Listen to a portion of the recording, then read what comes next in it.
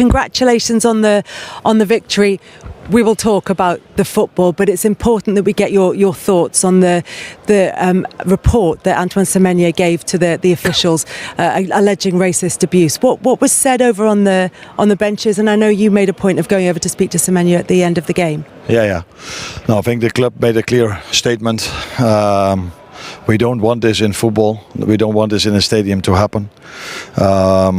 But especially not at Anfield. So we should talk about that. We should talk about maybe that for a long time, because it's unacceptable that something happens like this in a stadium, let alone at Anfield. And that unfortunately gets the shine off. I don't know if that's really good English, but because our fans were unbelievable when you talk about the tribute for Diogo. So, but what happened over there is definitely, I didn't hear it. I only can say that that this should definitely not happen in a stadium. And the club, as you say, have put out a statement saying that they condemn abuse in any form. And I know that it's with the police, so there's a limit to what can now be said. Yeah. As you said, that we could have been talking about a fantastic game, and we will talk about what was a fantastic game. You take all 3 points from it. Were you happy with everything that you saw out there? I think it was a great game to watch, and this is why this is what football makes so great. 3 parties involved that wanted to play a very nice game. Us, Bournemouth, and the referee. So high tempo, no time wasting, no diving, just keep on playing.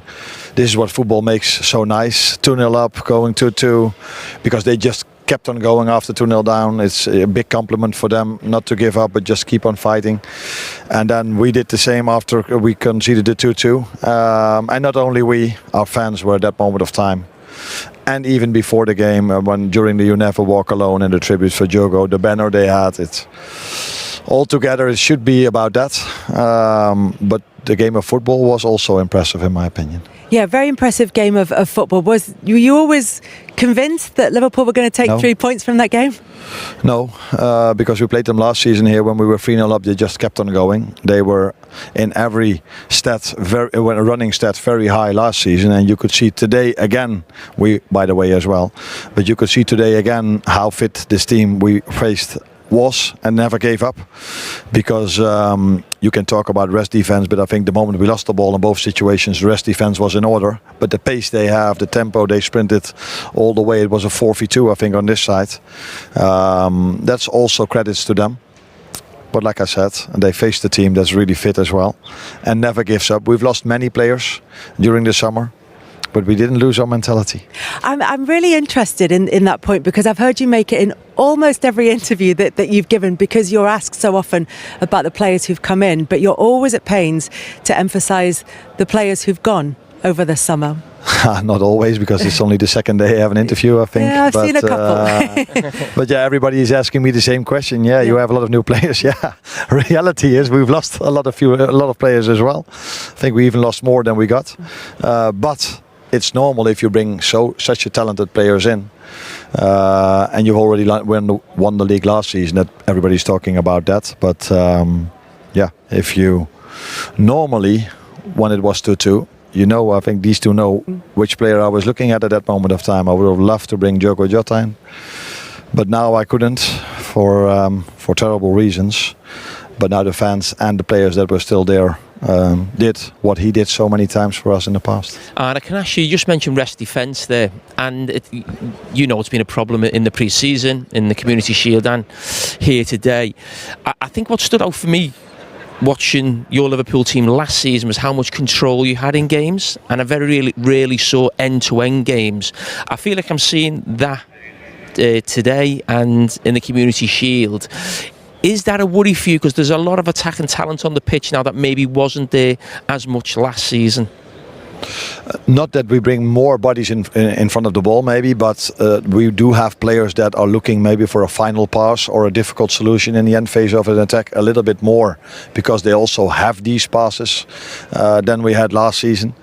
And probably I'm not talking about a player we lost, but I do talk about a player that was not available last week and not this week, and that's Ryan Gravenberch, who was last season very, very important in these moments as well. So with McAllister only being back 2 or 3 weeks in pre-season, and we need to find a better balance in taking the risk, because against Palace we've lost 2 or 3 simple balls that led to counter-attacks. Where here we lost in the 2-1, we lost the ball with a trick as well, where Dominic wanted to do a trick. Could you believe what you were seeing? I mean, I was up on commentary, maybe even got a better view than yourself. I think there was 7 or 8 players in the box when the score was a 2-1. Are you sort of encouraging that, or would you be furious with that? No, depends on where the players of the opposition are. If they are standing over here at the halfway line, it would be stupid for us to be there with 7. But if they go with all players back in their own 18-yard box, we need to have a rest defense in order to be close. Defense is in order, but then they just came with 3 or 4 out of nowhere, not out of nowhere, out of their own 18-yard box. And Arne, we've got it for you. Yeah. So if you look at this moment now, if you stop it, yeah, you can stop it, but a little bit earlier. Can we take it back? Yeah. But Arne, we're 2 defensive players, 2 full-backs. Just take it back a little bit further if we can. A little bit further. We used to play like this, actually. No, it's fine. No, what I'm saying is, I don't like the fact that Liverpool's 2 full-backs at this stage of the game. Joe Gomez has made an inside run. Andy Robinson's in the box. That to me feels too much on the front foot. Depends on where their players are. And if I see it now and I see where Semenyo is, then you could argue if Robbo should be this high for stop. For me, Robbo should be where Semenyo is. And you can argue if all of our midfielders should go inside the 18-yard box now. But that's also who we were and who we are, and that's also why you see such a nice game if you watch Liverpool, because we're not going to go to a low block and defend. Stop. You see, we are in 2v1 behind the ball, and you see players from us sprinting back as well. But give credits to Semenyo. Anna, can I just say that worries me a little bit? What? When you say that's the team that we are, with so many bodies going forward. Am I allowed to say that? Sorry, boss. No, you're allowed to say this. But then you need to support a team that's going to play with 11 players in their own box. I prefer to see this. But I prefer even more to see not being counter-attacked. That I agree on. But I like it that our players like to play football. And I think last season we were a joy to watch. Like, for example, Paris Saint-Germain, who do similar things like this. Arne, to be honest with you, I think it's a breath of fresh air in the sense of how I see the game should be played. It's how we used to play.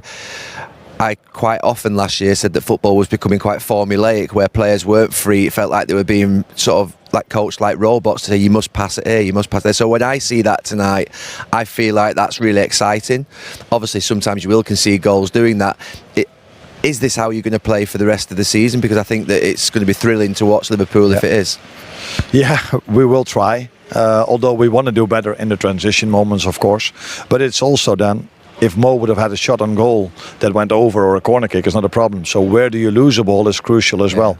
The moment how Dominic Szoboszlai lost the ball with a trick, that is not smart in that moment of time. But we will fine-tune even more these counter-attacks, hopefully, but we will work on that definitely. But we do want to stay the team that is a joy to watch offensively, and we're not a team, if we're 2-0 up, we're going to go with 10 men in our own box. That's not who we are. You substituted both your fullbacks, Kerkez and Frimpong. What was you just thinking behind that at that moment in the game? I'm looking for the English word, but that wasn't out of luxury. That was because Jeremy Frimpong felt his hamstring at half-time and made a lot of sprints. He was doing quite well, wasn't he? He was doing quite well, but the other fullback, Conor Bradley, is already injured with a hamstring injury, so you don't want to take the risk of another fullback, lose another fullback. Then you could argue, why don't you play Joe Gomez there? But I just said he only had 2 sessions in pre-season, so he wasn't able to play half an hour, so we started with Wata, and our left fullback, Milos Kerkez, is a player that I think the fans like, because in every duel he goes all in. But when you have a yellow card already and you play Semenyo, that's kind of a risk. Yeah. And if you have Robertson as a backup, then that was the reason for those two. And Hugo Ekitike came later in pre-season, has to adapt from, I think I can say that Liverpool is a bigger club than Frankfurt. And the league is probably more intense as well. So for him to be able to play 70 is already a big bonus after being 2-3 weeks here. So yeah, that's where we are at the moment, because We lost some players. You need more players, Arne. No, that's not what I'm saying. So does that mean there's more to come in the transfer window? I'm not saying we need more. I'm only saying that everybody's only talking they added. No, we didn't add. Till now, we only replaced. And you never know what's going to happen in the window. We do already signed one with Leone. Yes. So that's a good thing. Arne, I will say, when we came here this evening, I didn't think you'd get support from this corner and criticism from that corner. It's not criticism, it's constructive. Kelly, he played under Rafa Benitez. He had 4 defenders that never moved. He had 4 midfield players that never moved. He had 8 behind the ball every week. And won the most famous Champions League final of all time. Listen, And I spoke to Benitez and he said that's only... Thank you. And it is job done as far as getting the result is concerned. Whether you two have concerns about Jamie, how the setup is and how that might look as the season goes on, or Gary, whether it's the kind of football that you played and that you enjoy watching, it is a style of football that clearly Arne Slot is going to be playing with Liverpool. I get Kara's point, because they're going to go to Newcastle, they're going to go and play Arsenal here in a few weeks, and you can't obviously be that open at times, but because Liverpool have got such a punch, if you just throw punches and go punch for punch with a lot of teams, you'll win most of your matches.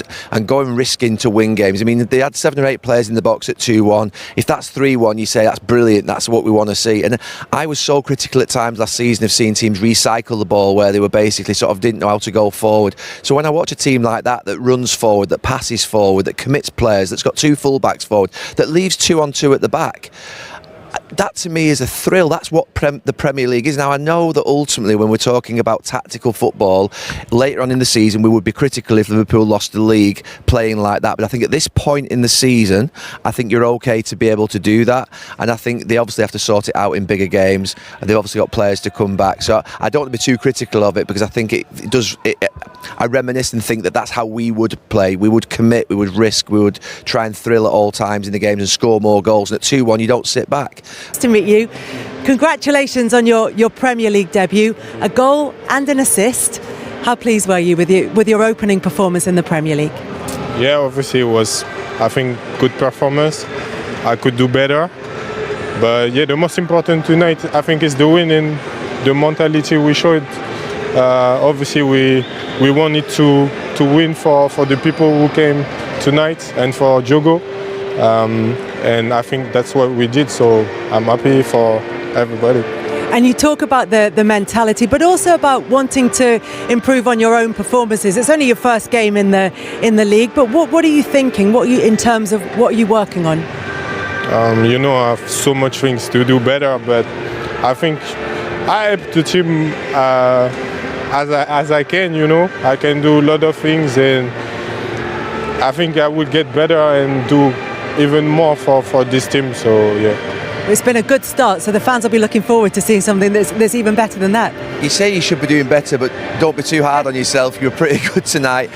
Who's the player that you modelled yourself on growing up? Watching you tonight, you drop in, you obviously run in behind, you do lots of things really well. Who's your hero? Who's the player you like to look at? Growing up, 2 players. Obviously, I can't play because it's the Neymar and Karim Benzema. I really love Karim Benzema because of the way he's play, and what he did for football is like just my role model as footballer, I think, yeah. What has the manager asked of you since you've come here that's maybe a little bit different than your time at Eintracht Frankfurt or teams before that? Because he seems to like his strikers dropping a little bit deeper, but is that natural to your game as well? Yeah, I think it's natural. I also changed my way to play here because I think it's also a different football where more intensity, the defender are more strong, and yeah, we have like a tight space here. I would say like I had so much more space in Germany. That's why I try to come, link and go, run behind. But we have to find the way to succeed with the details, because it's not good, I think, anymore, and we just have to get better. If you want to get stronger to deal with the Premier League, when you're at Liverpool, you need to eat scouse. Some scouse? I know I'm a scouser, yeah. But there's also a stew called scouse as well, so that's what Jamie's trying to get you to eat. I don't think it's on the footballer's diet. I'm not really sure. I'm not sure. Have you seen your goal yet? Would you like to? Yeah, we can show you the goal, and you can talk us through it and talk us through the move. I mean, you were talking about your movement and maybe not having as much space as you were used to in Germany. Yeah, I think like I attract the defender, I come link up and I'm a bit left the touch. The ball came back to me, and you know, at the end it's a easy goal. You have to stay calm in front of the goal, and yeah, I just did my job. So keep going. Jamie, what did you make of it? Yeah, I mean, I thought it was fantastic. I've watched you last week against Crystal Palace, and here it's quite evident, not just the goals, but you're always trying to get involved in the play, come short, link the play. And I was impressed with some of your touches in the game as well. It's not just about goals for you. It seems like you want to be involved in the build-up, and also you're involved in the second goal as well, dragging people out wide and then playing that pass into Cody. I try to think before the defender and to read the game, to know what the other players around me is gonna do, and I knew like the defender like to come and press me, so I know in my back on the side it will have space, and I just attract him, and I know Cody will be there, and it's a bit like he's special. He's really good when he come inside with his right foot. So yeah, I wait, and it made the difference. So I'm happy for him. What's your first impression of the Premier League? It's a dream. Like I always dream to play here in Premier League. So I just enjoy every minute here. Sorry. It's all right. and that's amazing stadium. The fans at the end when we was at 2-2, they push so much even on the bench. I enjoy. I wanted to be in the crowd. So it's just amazing. But as I say, this is the first game. We have so much to do to get better and to reach our goals. Well, the crowd certainly have taken to you. I know you wanted to be in there, but I think they would have been delighted for you to be there as well. You are the Premier League player of the match. I've got the... Wow. I don't know, you won't have seen these before, but they're really impressive. Yeah, no, it's nice. I don't know where you want to put it, but there is your Premier League player of the match award. I don't know, on my table. Yeah, not bad for a Premier League debut. No, it's can do better, I think, but it's great. I want more. Hugo, thank you so much. Really good of you to come out and talk to us. I can take that for you. Thanks so much. Thank you. Thank you. Yeah.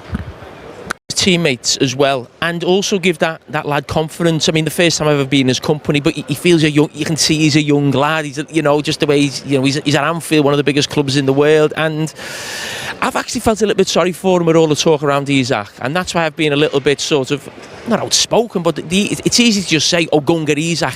What does it mean for him?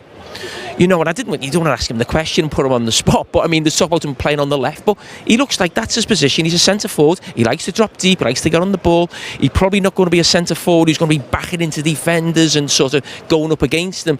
He's got a slight frame, so we need to sort of get away from him and take them into wide areas. So for me, he's made a brilliant start. He's not as good as Isak, of course. He's not. He's 4 or 5 years younger than him, but I'm sure Liverpool, when they bought him, they're thinking this fella could grow into one of the top strikers in world football. So yeah, I mean, I think it's just really interesting now what Liverpool do in terms of the attacking players that they bring in, because they have to bring attacking players in, but that will do him the world of good, and also give players the confidence, and maybe even supporters the confidence that it's not all about Isak, and if you don't get him, it's the end of the world.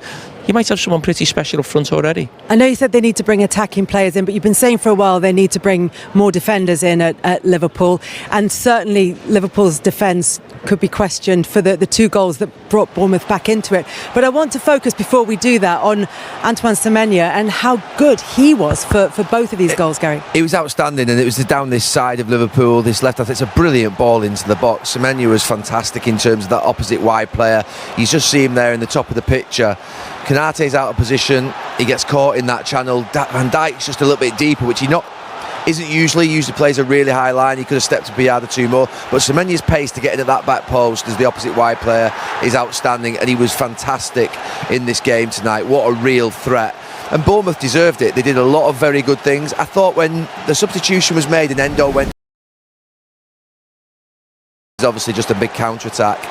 I mean, that's unbelievable looking at that. I mean, Arne Slot's made those changes initially to make sure things like this don't happen. Well, fantastic from Semenyo, but Liverpool have had this problem. You continue. I mean, look how many players there for Liverpool. Maybe 8 players ahead of the ball when you're winning 2-1. I mean, it's that can't happen. It's absolutely shocking at this level. And Semenyo, I mean, to run that far and then get your shot away is brilliant. But where Konate's going, I mean, he had a really, really poor night tonight, the Liverpool centre-back. But and Liverpool supporters in the stadium will be delighted tonight. You know, that singing the Chiesa song, Salah gets the last-minute goal. That is not right.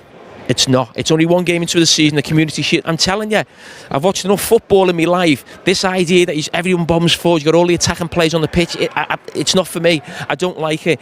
At no time last week in the Community Shield did I ever feel Liverpool were in control of the game. You can draw 2-2 with Crystal Palace, that can happen. They're a good Premier League team. But it was how easy it was for Crystal Palace to get at Liverpool, how easy it was tonight. In the first half, Bournemouth should have probably been 2-0 up at one stage, and there's definitely a problem that Arne Slot has to solve. And it's not just about people say, oh, they need a centre-back. A centre-back doesn't fix that. He just takes Konate's place. He doesn't fix that. It's about the makeup of the team.